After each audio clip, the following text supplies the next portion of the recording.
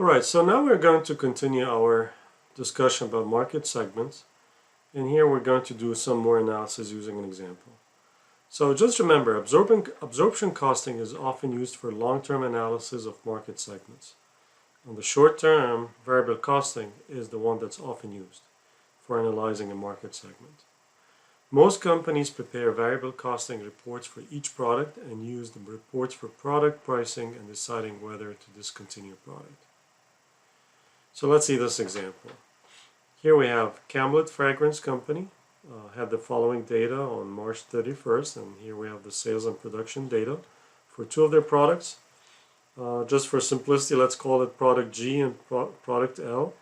And here we have their sales. We have $90,000 versus $70,000 for product L. The variable cost as a percent of sales, we have the production cost, the promotion cost, and the sales commission.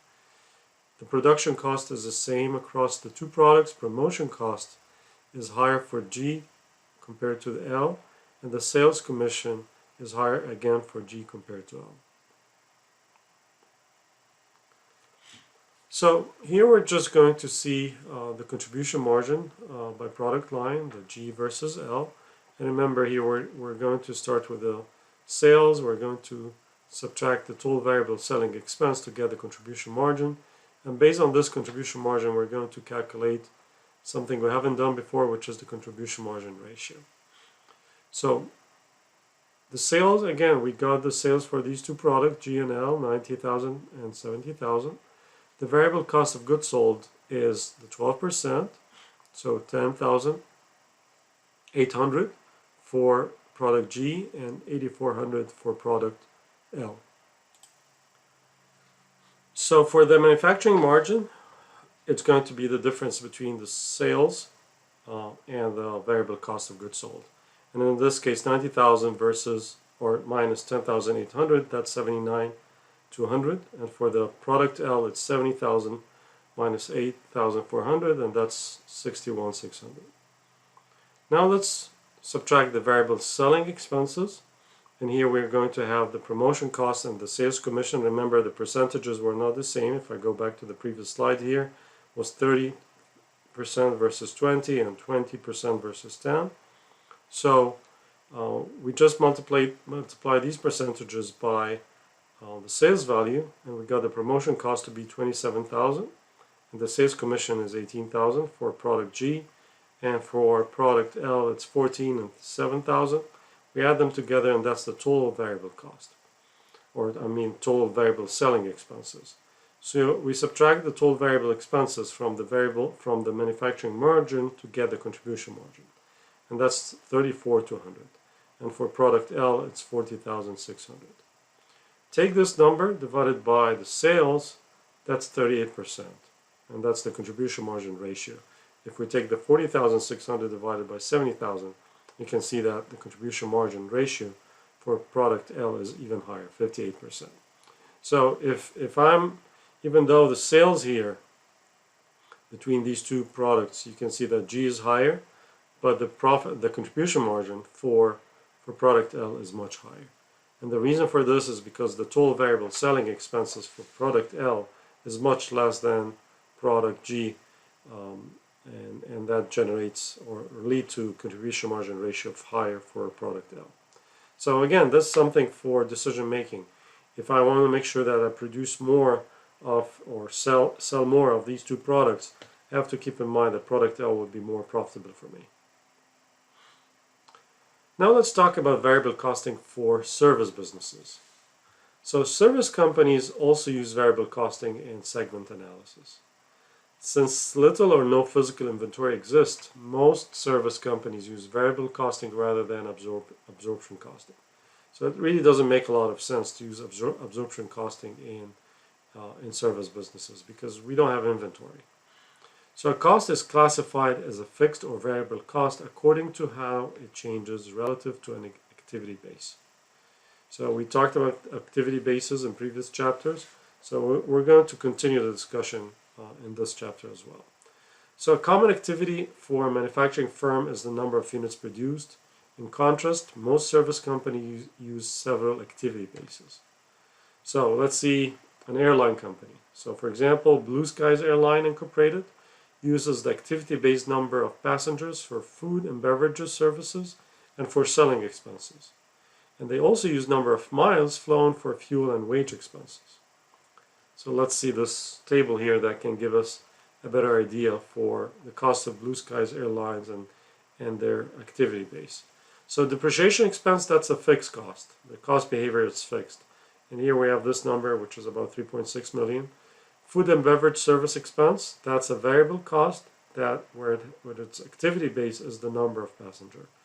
Again, so food and beverages is directly related to the number of passengers who use that service.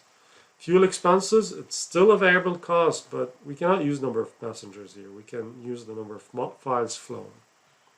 Rental expenses, this is fixed. Selling expenses is dependent on the number of passengers, or in other words, the activity base would be the number of passengers. And wages expenses is also another variable cost, and the activity base would be the number of miles flown. So you see here we have two fixed costs, four variable costs, and two of the variable costs are based on the number of passengers, and the other two are based on the number of miles flown.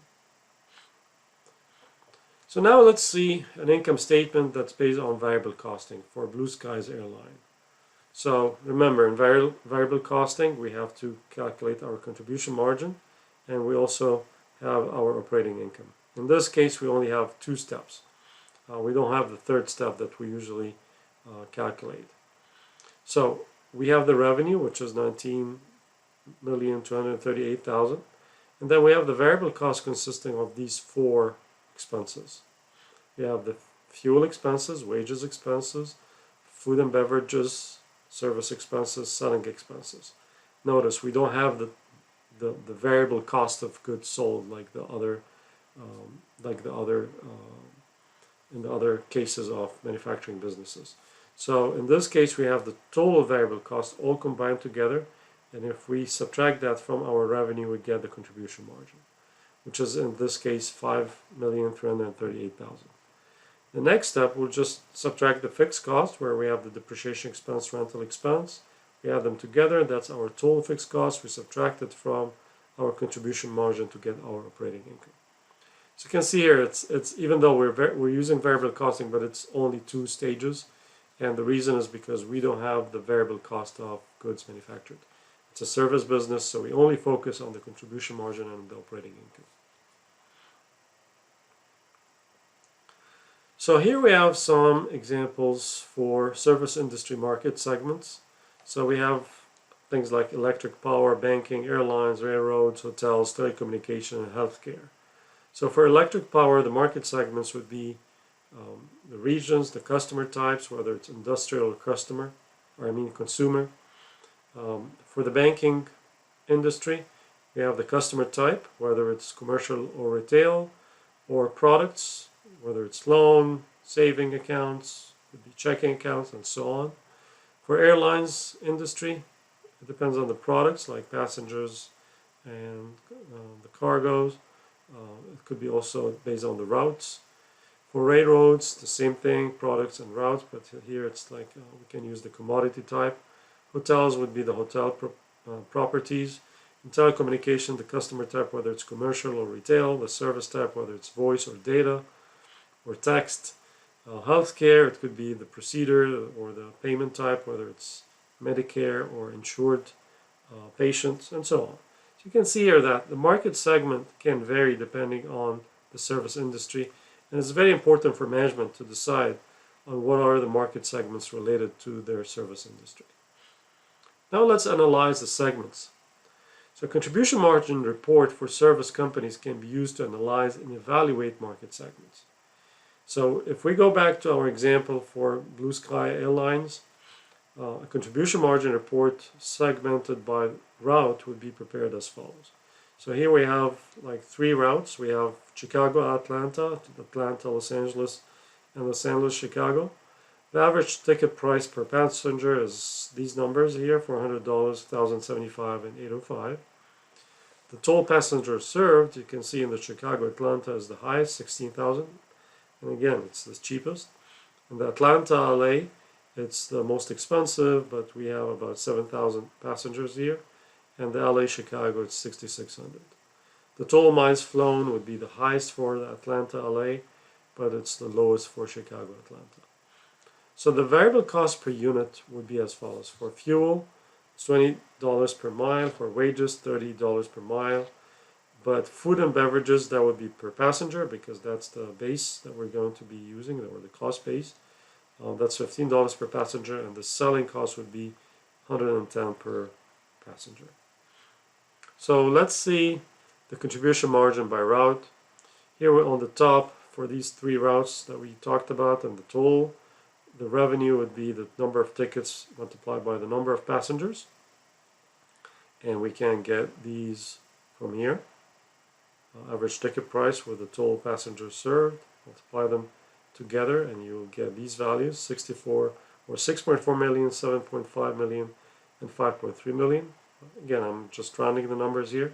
And then here we have the four basic costs, like aircraft, fuel, the wages and benefits, food and beverages, and the selling expenses. So we add these numbers together, and then subtract them from the revenue, and we get the contribution margin for each route, or for each segment in this case. So you can see here the contribution margin for the first route, the Chicago-Atlanta, is 1.6 million. For Los Angeles, it's 2.25 million. For the Los Angeles-Chicago, it's 1.488 million. And the total is about 5.338 million. So if you calculate the contribution margin ratio, which is this contribution margin values that we just calculated and divided by the revenues, we'll get 25% for the first route, 30% for the second route, and 28% for the third route. And on average, it's 28%. So you can tell that, again, the most profitable route is the Atlanta-Los Angeles route, because it's the 30% contribution margin. Now let's try to learn something related to analysis for decision making, which is the very last part of this chapter. So we're going to be talking about segment analysis and the EBITDA, which is earnings before interest, tax, depreciation, and amortization. And that's what EBITDA stands for. So the financial statements of public companies include footnote disclosures of selected segment information, which can be used to identify strengths and weaknesses among segments. So let's use Amazon as an example.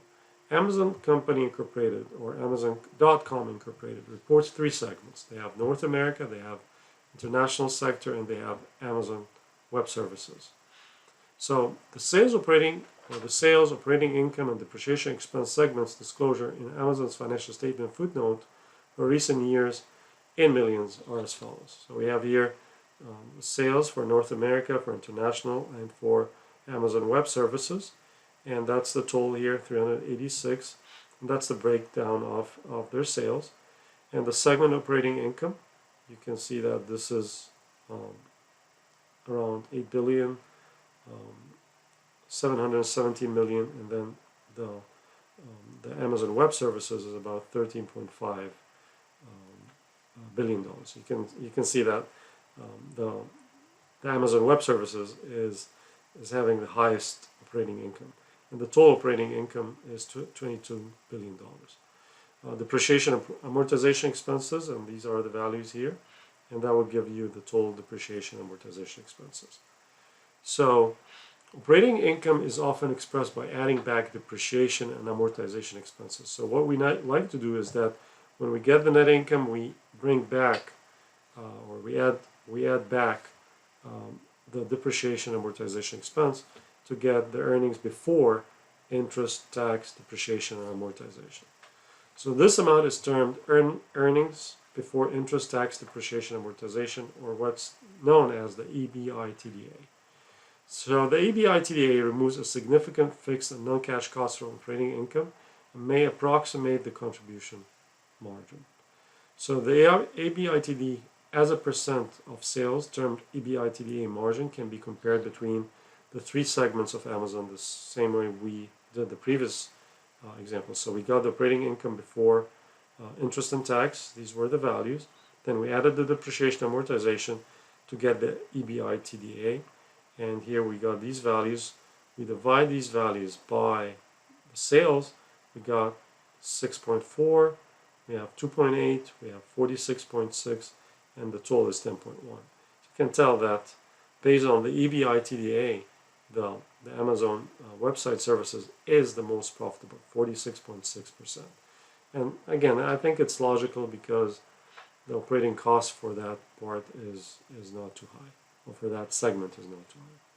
So by that, I conclude chapter 21. I think it's not too complicated. It's just a few things that we have to understand and learn, especially the difference between variable costing and absorption costing.